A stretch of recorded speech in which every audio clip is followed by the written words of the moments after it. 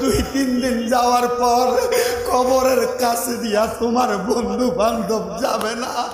আল্লাহর কসম, দুনিয়াতে একজন নবীরে যদি ডাইকা মরতে পারো, আমার নবী তোমার কবরে আপন হবে। আপনারা বলেন, আমরা সবাই দুনিয়াতে থাইকা ওই নবীরে বেশি বেশি ডাকতে চাই কি চাই না? জোরে বলেন, চাই কি চাই না? আল্লাহ যেন মরণের আগে বারবার ওই নবীরে দেখার তৌফিক দান করে। জোরে পড়েন আমিন। আল্লাহুম্মা সাল্লি